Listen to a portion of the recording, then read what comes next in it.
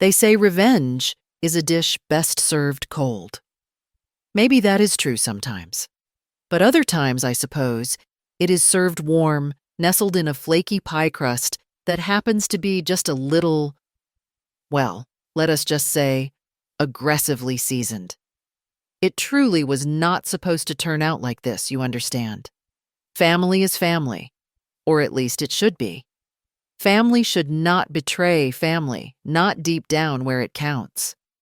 Especially not over something as precious, as sacred really, as my grandmother's apple pie recipe.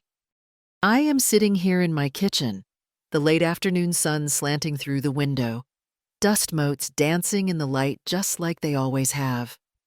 My tablet is on the table, glowing softly. I had scrolled through them earlier, the comments about my granddaughter Jessica's new bakery. "Salty disaster," one declared. Another quipped, "Grandma's secret? More like Grandma's salt lick." A third asked, genuinely confused, "Was that supposed to be a savory pie? Because wow." I sighed then, a deep, weary sound that seemed to echo in the sudden quiet. It is the kind of sigh that carries the weight of disappointment, the sharp sting of betrayal you never saw coming from your own blood. This old recipe book, sitting here beside my elbow, its cover worn smooth by generations of hands. It holds more than just instructions for flour and sugar and apples. It holds memories, whispers of laughter from my mother, the patient guidance of my grandmother, the comfortable silence of my late husband David, enjoying a slice at this very table. It holds history, and apparently, now it holds a secret weapon, though weapon feels like too harsh a word. Let us call it a corrective measure. If you are listening to this story, thank you so much for being here. It helps, knowing someone is listening, even if it is just my voice telling tales into the quiet. Let us know where you are joining us from in the world. Maybe leave a little hello in the comments. And do not forget to subscribe to become part of our growing community. Sharing stories, even the difficult ones, feels a little lighter when you know you are not alone. My name is Martha, and I am 68 years young, though some days the young part feels a bit debatable. I have lived in this house, in this small, comfortable town, for most of my life. My kitchen, well, it is not fancy like the ones you see on television. The cabinets are painted a cheerful yellow, maybe a bit chipped here and there. The countertops are laminate, the kind that was popular back in the 70s, but they have held up well. The floor is linoleum, worn in familiar paths between the stove, the sink, and the big oak table where my family has gathered for countless meals. This kitchen is the heart of my home. It is where I learned to bake standing on a stool beside my mother, her hands guiding mine as we measured flour, the air thick with the scent of cinnamon and melting butter. It is where my own grandmother, stern but loving, taught me the secrets that were not written down, how to tell if dough is ready by touch, how to crimp a pie crust just so. Baking is more than just a hobby for me. It is a connection to the women who came before me, to the seasons, to the simple joy of creating something nourishing and delicious with my own two hands. And David, my sweet David, gone these past 5 years. He understood. He used to say my apple pie was sunshine baked into a crust. Every time I pull one from the oven, golden brown and bubbling, I think of his smile. Keeping these traditions alive, honoring the love baked into every recipe, that is what matters to me. My deepest wish, I suppose, is just to be remembered for that love, for the warmth of this kitchen, and for the simple, honest food that comes out of it. And my fear that those things, the things I hold so dear, might be dismissed, forgotten, seen as, well, as old-fashioned. Which brings me to Jessica. my granddaughter. She blew into town a few months back like a whirlwind from the city, all bright lipstick, fast talk, and phone permanently attached to her hand. She is a food blogger, you see, or maybe an influencer. The terms change so fast. She talks about personal branding and viral content and optimizing engagement. It is a language I barely understand. She stayed for a week, ostensibly to visit her dear old grandma, but mostly it felt like she was scouting for content. One afternoon, I had just finished baking one of my apple pies, the scent filling the house. Jessica came into the kitchen, scrolled through something on her phone, then picked up a fork and took a bite of the cooling pie. She chewed thoughtfully for a moment, then shrugged, a small dismissive gesture. "It is nice, Grandma," she said, her eyes already drifting back to her screen. "Quaint, but a little old-fashioned, do not you think?" Old-fashioned. The word hung in the air between us, heavy and sharp. "Nobody wants this heavy rustic stuff anymore," she continued, oblivious to the way her words landed like tiny darts in my heart. "It needs a modern twist, something Instagrammable." She tapped her screen decisively. "Like deconstructed, maybe? Or served in a mason jar with salted caramel foam?" I just smiled. A tight little smile that did not quite reach my eyes. "This is how we have always made it, dear," I said softly. "It is tradition." Jessica waved a dismissive hand. "Tradition does not pay the bills, Grandma. Content does." A few days later, I was working in the garden, snipping some rosemary and thyme for dinner. I had left the old recipe book open on the kitchen table, turned to the apple pie page. I was only gone maybe 15 minutes. When I came back inside, wiping dirt from my hands, I saw Jessica standing near the table. She jumped slightly when I entered, quickly pocketing her phone. A flicker of something. Guilt? Crossing her face before it was replaced by a bright, slightly forced smile. "Just admiring your vintage cookbook, Grandma," she chirped, a little too loudly.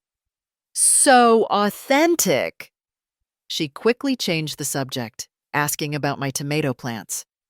At the time, a tiny alarm bell went off in the back of my mind, but I pushed it away. She would not. Would she?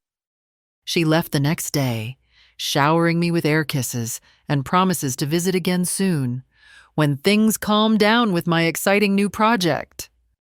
A week passed. Then, scrolling through my social media feed one evening, I try to keep up, you know. I saw it. A post from Jessica. Big, splashy graphics announcing the upcoming launch of her very own bakery. Vintage chic, she called it. The centerpiece? An authentic generations-old apple pie recipe, unearthed from family archives. And there, beneath the breathless text, was a slightly blurred photo. A photo of a page of familiar, faded handwriting. My mother's handwriting. From my recipe book. The air went out of my lungs. It felt like a physical blow. She had done it.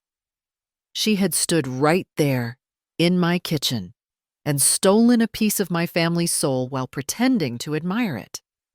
The casual dismissal, old-fashioned, rustic, echoed in my ears, now sounding not just ignorant, but deliberately cruel. A calculated move to take what she belittled. My first instinct was pure, hot anger. I reached for the phone, my fingers trembling, ready to dial her number and let loose a lifetime of hurt and indignation. How could she? How dare she? But then, I stopped. My hand hovered over the phone. Yelling would accomplish nothing. She would likely twist it, play the victim, maybe even accuse me of being jealous of her modern success. No, this required something different. This required patience. And then I remembered. Years ago, probably 15 or 20 years now, when I first thought about making sure the recipes were preserved, I had copied the most precious ones into this newer, sturdier book. And as I copied the apple pie recipe, a little mischievous thought had struck me. What if someone just took the recipe without understanding the process, without having learned it by feel, by heart? As a sort of quiet test, a way to ensure the knowledge was truly passed on, not just blindly copied, I had doubled the amount of salt listed in the ingredients. Just the salt. Everything else was exactly as my mother wrote it. When I baked, I automatically used the correct, smaller amount, the muscle memory ingrained over decades. But there it was, in black and white, clear as day in the recipe book. 2 full teaspoons of salt instead of 1. An easy mistake to overlook if you were just transcribing, but a fatal one if you actually tried to bake the pie exactly as written without the lifetime of experience whispering caution in your ear. A slow, quiet resolve settled over me, calming the tremor in my hands. I put the phone down. I would not call. I would not confront her. Not yet. She wanted my legacy? Fine. Let her have it. Let her build her shiny, Instagrammable bakery on a foundation of deceit and excessive sodium. Let her taste the bitterness of betrayal, disguised as salt. I sat there in the quiet kitchen, the image of Jessica's bright, false smile superimposed over the memory of my mother's patient hands guiding mine. I wondered how long it would take before her vintage chic bakery left a bad taste in everyone's mouth in more ways than one. The next few weeks were a strange mix of quiet routine and online surveillance. I baked my bread, tended my garden, met my friends for coffee, all while keeping a discreet eye on Jessica's online pronouncements. Her bakery, grandly named Grandma's Secret, launched with a flurry of perfectly filtered photos and gushing posts. She leaned heavily into the unearthed family recipe angle, weaving a tale about discovering this hidden gem and wanting to share its authentic charm with the world. She even used slightly altered scans of the recipe page in her marketing materials, carefully blurring out any names, but leaving the distinctive handwriting visible enough for anyone who knew my family to potentially recognize. It was slick, professional, and utterly infuriating. Initially, the hype worked. Her city friends and online followers flocked to the pretty little shop with its faux rustic decor and carefully curated vintage props. The photos posted online were beautiful: golden lattices, artfully arranged apple slices, pies nestled in bespoke boxes. Jessica basked in the initial glow, posting endless selfies surrounded by her creations, tagging lifestyle magazines, proclaiming her instant success. I watched it all from my quiet kitchen, a knot tightening in my stomach. Part of me, the grandmother part, felt a pang of sadness for the path she had chosen. But the other part, the part that felt the sting of her dismissal and the insult of her theft, waited, because I knew what was coming. You cannot build a reputation on a lie, especially when that lie tastes overwhelmingly of salt. It started subtly, a comment here and there on a local foodie forum. Tried the apple pie at Grandma's Secret. Looked amazing, but was it just me? Or was it really salty? Then another. Gorgeous crust, lovely apples, but the salt level was way off, almost inedible. Jessica, ever the expert in managing her online image, was quick to delete the first few negative remarks. She probably dismissed them as trolls or competitors. But the comments kept coming, migrating to more public review sites, harder to erase. Had high hopes for this place, but the signature apple pie was a salt bomb. Had to drink a gallon of water afterwards. Is this supposed to be a savory pie? Seriously confused about the flavor profile. My wife and I both tried it. Neither of us could finish our slice. Way, way too salty. I saw Jessica's online persona start to fray around the edges. Her posts became less frequent. Her smiles in photos seemed a little strained.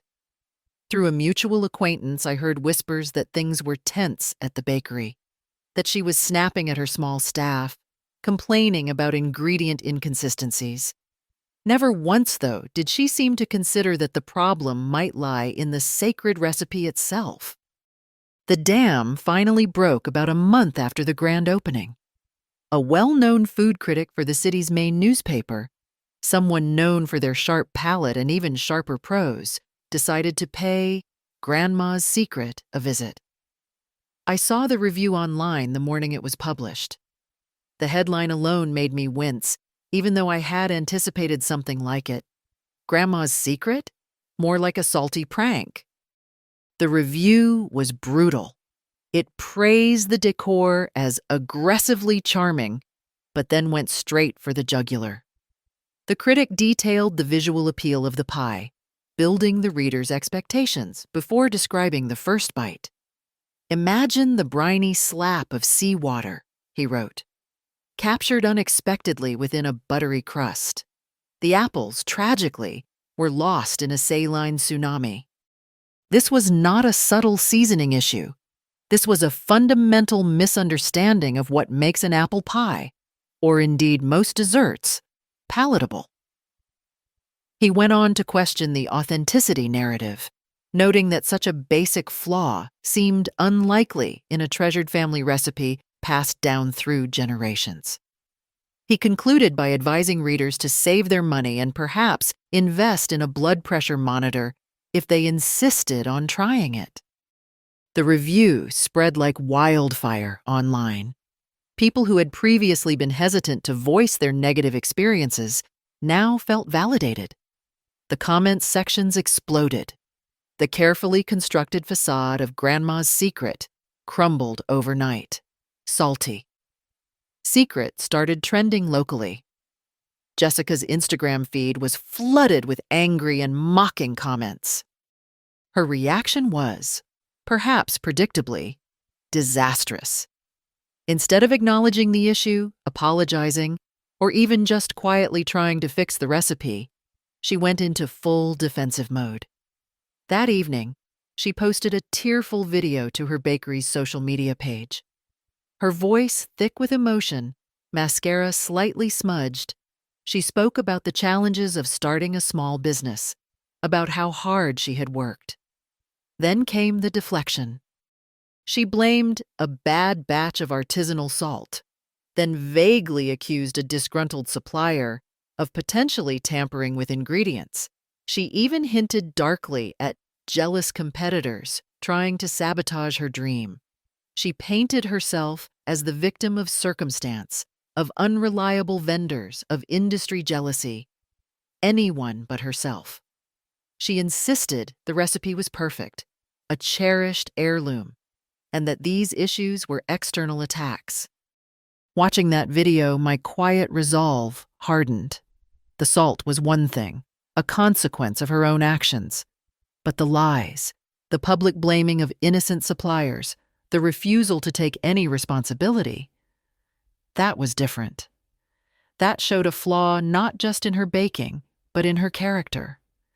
She had learned nothing. The taste of salt had not been lesson enough. It was time, I realized, for the other shoe to drop. It was time for a pinch more truth. My hands were steady as I went to my old writing desk. I took out a sheet of my good stationery, the creamy, heavyweight paper I saved for important correspondence. I thought carefully about what I wanted to say, how I wanted to say it. I did not want to sound vindictive or petty. I wanted to sound like what I was, the keeper of a family tradition that had been misrepresented. I composed a letter to the editor of the same newspaper that had published the scathing review. I introduced myself simply as Martha, a longtime resident and home baker. I mentioned that I had read the recent review of Grandma's Secret Bakery with interest. I spoke gently about the joy of family recipes, how they carry memories and love within their measurements. Then, carefully choosing my words, I explained that the generations-old recipe Jessica was using likely stemmed from a page in my family's keepsake cookbook. I did not use the word stolen. I simply stated that I recognized the context. I went on to say that years ago, when transcribing recipes for posterity, slight variations sometimes occurred.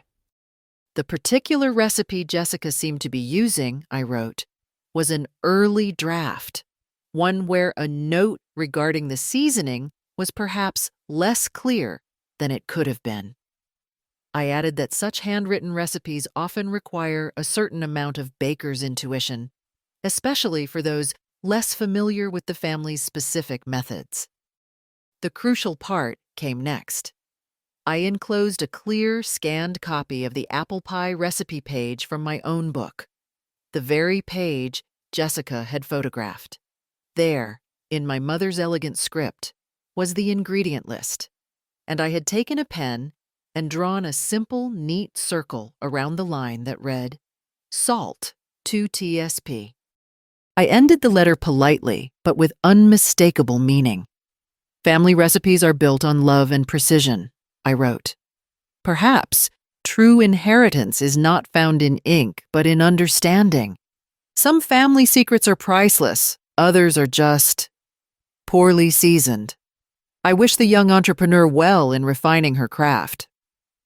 I signed it simply, Martha Dubois.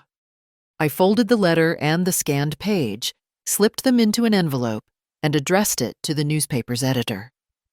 Walking to the mailbox at the end of my driveway felt strangely calm, final. The salt had done its work. Now the truth, served plainly, would do the rest.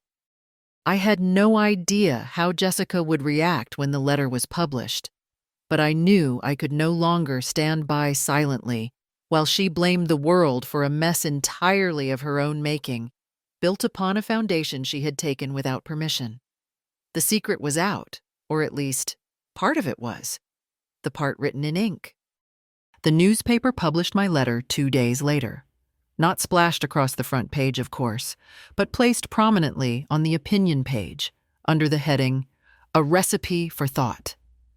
They even reprinted the small scanned image of the recipe page with the circled salt, 2 TUESP, alongside it. The effect was immediate and profound.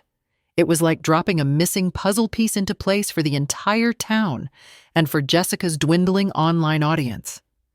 Suddenly, the narrative shifted entirely. The anonymous online comments, the food critic's scathing review, Jessica's tearful deflection video, and now this quiet, dignified letter from a local grandmother. It all clicked. People started connecting the dots with ruthless efficiency. The unearthed family recipe was clearly Martha's. The vintage chic bakery name, Grandma's Secret, now seemed like a cruel joke. The handwriting in Jessica's promotional materials was recognized by older townsfolk who remembered my mother.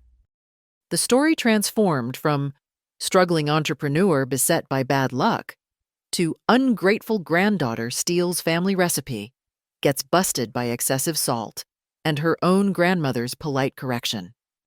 The hashtag #SaltySecret exploded again, but this time laced with outright accusations of theft and deceit. Mocking memes appeared online, pictures of salt shakers photoshopped onto Jessica's bakery logo, images of crying eyes labeled Tears of a Salt Thief. The suppliers Jessica had vaguely blamed issued sharp, public statements denying any fault with their products, defending their reputations. The last 2 employees at Grandma's Secret, already stressed and underpaid, quit on the spot, reportedly telling Jessica they could not work for someone who would steal from her own grandmother and then lie about it. The bakery, which had been struggling, now stood utterly deserted. Delivery orders dried up. The few curious passers-by who paused to look in the window saw only empty tables and Jessica inside, sometimes pacing furiously, sometimes just sitting amidst the ruins of her ambition. her face buried in her hands. Her social media went silent. The vibrant, confident food blogger persona vanished, replaced by an abyss of shame and public condemnation. She was ruined. Her vintage chic dream had dissolved into a salty, bitter reality. I felt a strange mix of vindication and deep sorrow. Justice, in a way, had been served. Her actions had consequences. But watching her public downfall, even from afar, brought me no joy. She was still my granddaughter, the little girl who used to happily lick the spoon in this very kitchen. What had happened to her? What had driven her to value fleeting internet fame over family, integrity, and frankly, common sense? The answer arrived on my doorstep 3 evenings later, just as dusk was settling. A car screeched to a halt in my driveway, the engine cutting off abruptly. I knew, even before the car door slammed shut with unnecessary force, that it was Jessica. I had been half expecting it, dreading it. I smoothed my apron, took a deep breath, and opened the kitchen door before she could even knock. She stood there on the porch, illuminated by the yellow porch light. Her hair was a mess, her eyes red-rimmed and blazing with a mixture of fury and desperation. The chic city clothes looked rumpled, uncared for. She looked broken, cornered, and dangerously angry. "How could you?" she choked out, her voice raspy. She pushed past me into the kitchen, the room instantly feeling smaller, charged with her volatile energy. She spun around, her hands clenched into fists at her sides. "How could you do that to me? Your own granddaughter, that letter, that public humiliation. You set me up. You ruined everything." I closed the door softly behind her, leaning back against it for a moment. "No, Jessica," I said, keeping my voice as calm and even as I could manage, though my heart was pounding against my ribs. "I did not set you up." "Liar!" she shrieked, tears finally spilling over and tracing angry paths through the smudged makeup on her cheeks. You knew the recipe was wrong in the book. You let me build my whole life, my whole business on a lie. You wanted me to fail." "Is that what you think?" I asked quietly, moving towards the old oak table and resting my hands on its familiar, worn surface. "That I wanted you to fail? What else am I supposed to think?" she sobbed, gesturing wildly around the kitchen. "You sat back and watched. You watched me pour my savings into this, watched me work myself to exhaustion, all the while knowing I was using a recipe designed to blow up in my face. You hate me. You were jealous." The accusation stung, but I pushed the hurt aside. This was not about me. "Jessica," I said, meeting her wild gaze, "look at me. I did not put that salt in the recipe to hurt you specifically. I wrote that recipe down like that nearly 20 years ago, long before you ever dreamed of food blogs or bakeries. It was a note to myself, maybe. A reminder that some things cannot just be copied, they have to be understood. A way to see if anyone truly learned the feel of baking, not just the words on a page." I paused, letting that sink in.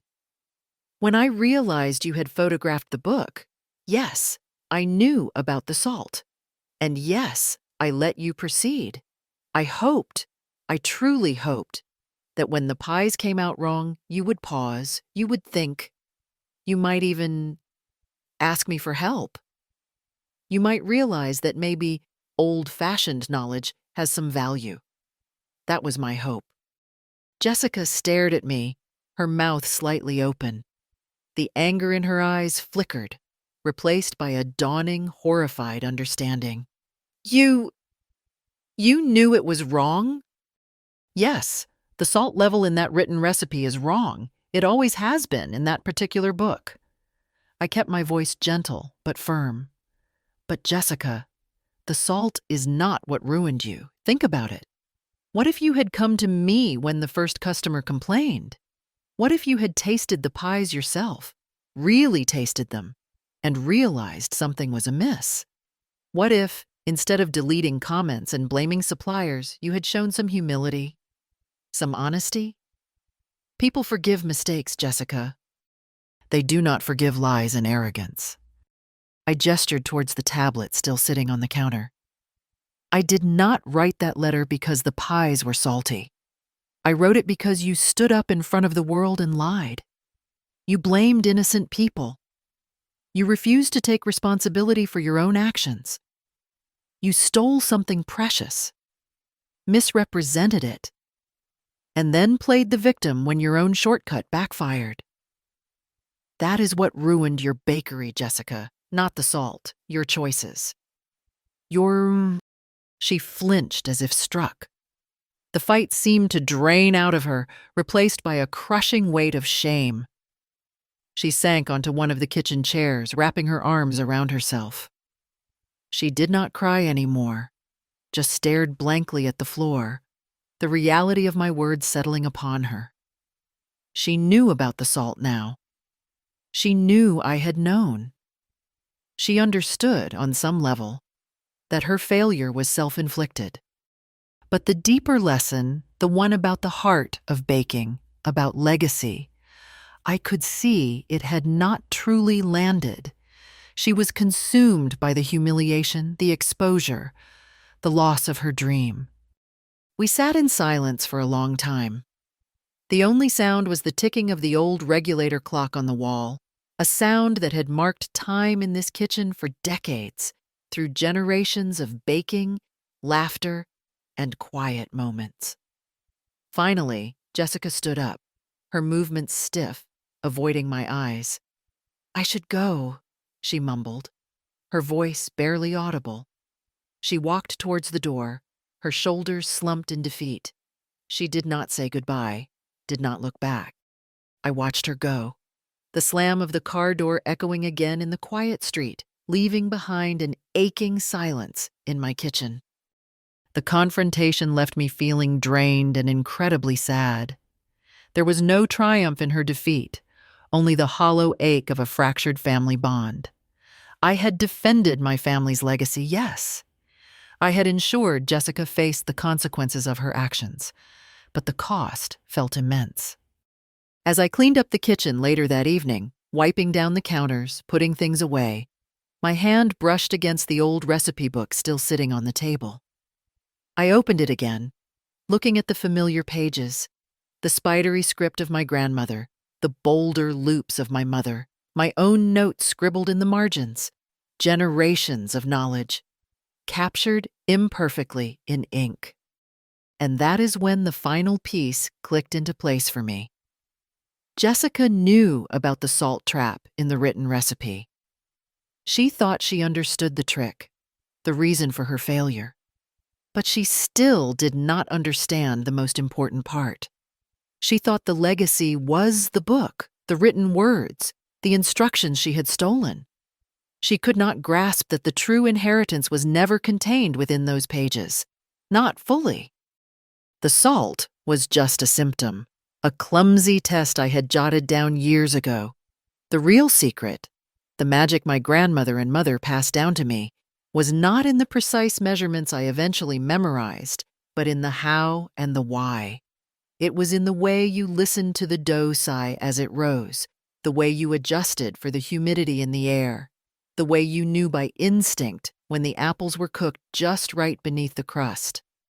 It was baked with love, attention, and presence, things you could not photograph or quantify or sell online. Jessica had faced the consequences of her actions, but she had not understood the true value of what she had disdained and tried to exploit. The public humiliation might fade. The financial loss could eventually be recovered. But without understanding the heart of the matter, she was doomed to repeat her mistakes, chasing shortcuts and appearances instead of building something real. I realized then that my task was not quite finished, not for revenge, not anymore, but for clarity, for truth, for the possibility, however slim, that Jessica might one day understand. I needed to reveal the final secret. The secret that the recipe she fought for, the one that caused all this pain, was, in its truest form, never really in the book at all. She thought she knew how I had tricked her with the salt. But the real secret, the heart of it all, was not written in ink. And it was time for that truth, the whole truth, to finally come to light. Maybe then the cycle could truly end. Maybe then we could both find a different kind of peace. A few days passed in quiet reflection after Jessica's stormy departure. The online furor began to die down, replaced by local gossip and a general sense of pity mixed with disapproval for my granddaughter. The bakery officially closed its doors, a simple, permanently closed sign taped to the window. I knew Jessica needed time, but I also felt a sense of incompleteness. The salt story was out, but the deeper truth remained unspoken between us.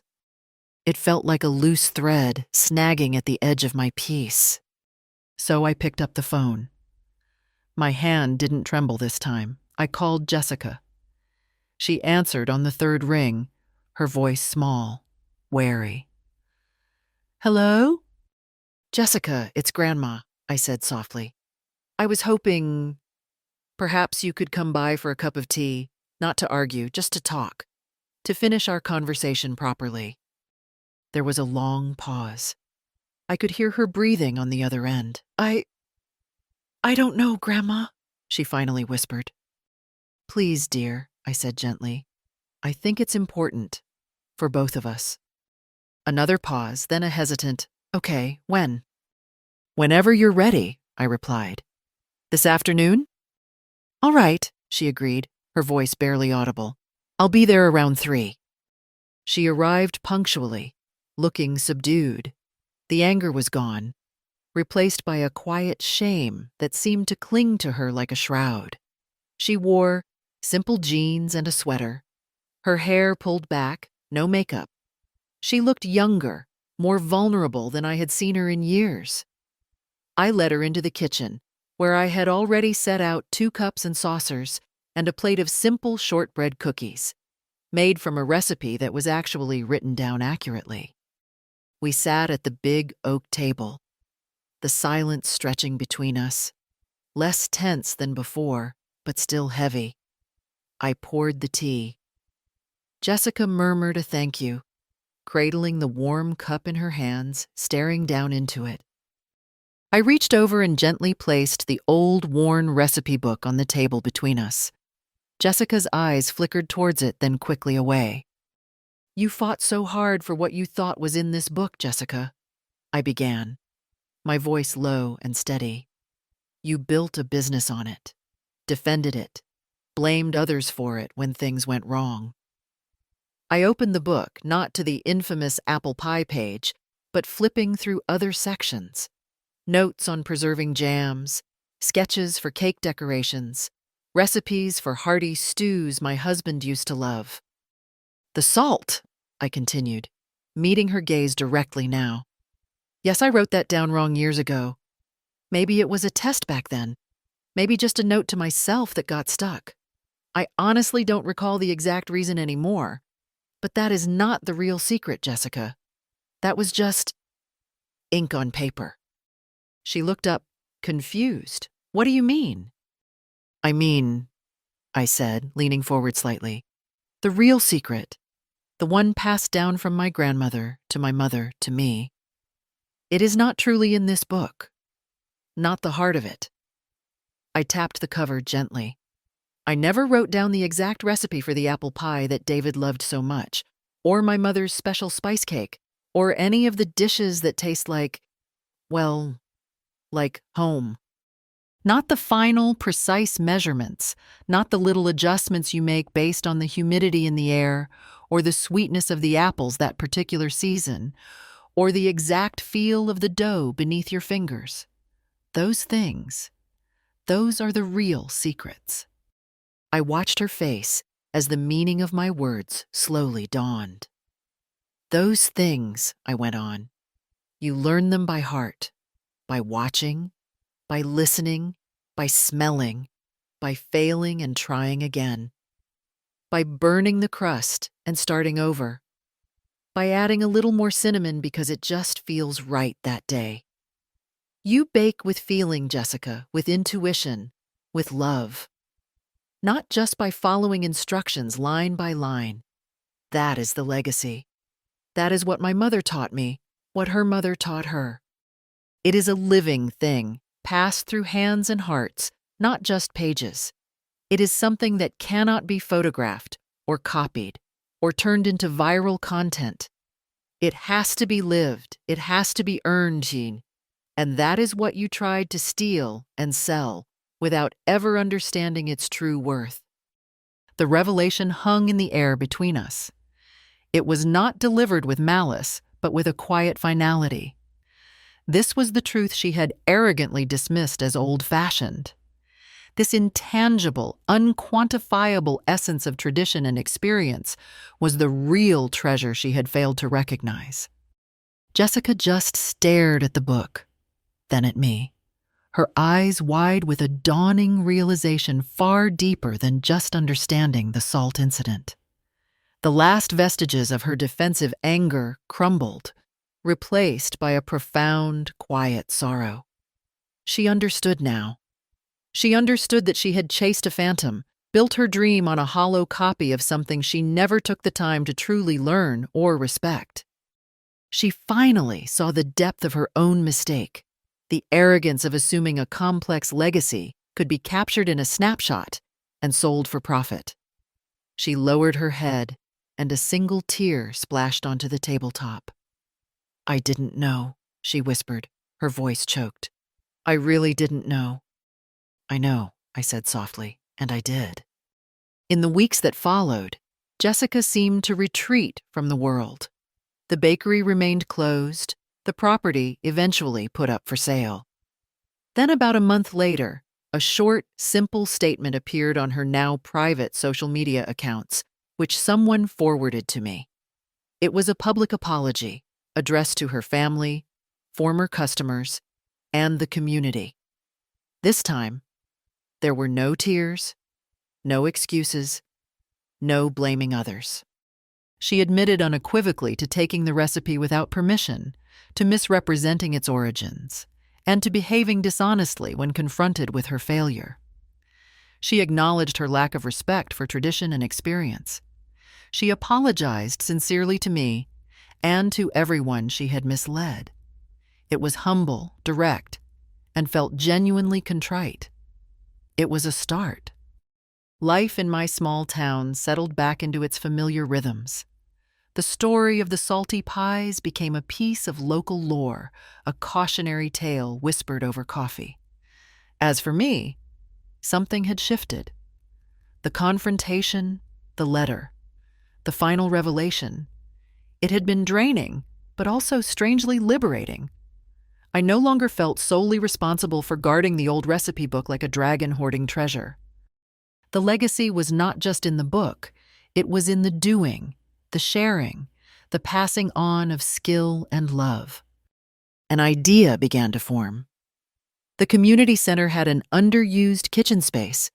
There were children in town, from families struggling a bit, who might never get the chance to learn the simple joy of baking from scratch. So, I talked to the director, volunteered my time, and a few weeks later, Grandma Martha's Baking Basics class started, meeting every Saturday morning. It was wonderful. We did not use complicated recipes. We made simple cookies, easy bread, basic muffins. I taught them how to measure flour properly, how to crack an egg without getting shells everywhere, mostly, how the dough should feel, how to smell when things were done. We focused on the process, the patience, the small triumphs. There were spills, there was flour everywhere, there was laughter. Lots of laughter. I was not just teaching them to bake. I was sharing the warmth of my kitchen, the joy of creation, the very essence of the legacy I held dear, in a way that felt more real and meaningful than any dusty old book. I was free. sharing the love without the burden of secrecy or the fear of betrayal. One crisp autumn afternoon, months later, I was packing up some windfall apples from my backyard tree. On impulse, I went to the local bookstore and bought a beautiful, sturdy cookbook, one with thick, creamy pages, completely blank. Back home, I sat at my kitchen table and wrote a short note on the first page. I wrapped the blank cookbook carefully and mailed it to Jessica's new address in a different city, where I heard she was working a quiet office job, trying to rebuild her life away from the spotlight. The note simply said, "Every baker needs a place to start. It is time to write your own story, Jessica, with your own ingredients, your own mistakes, and your own triumphs.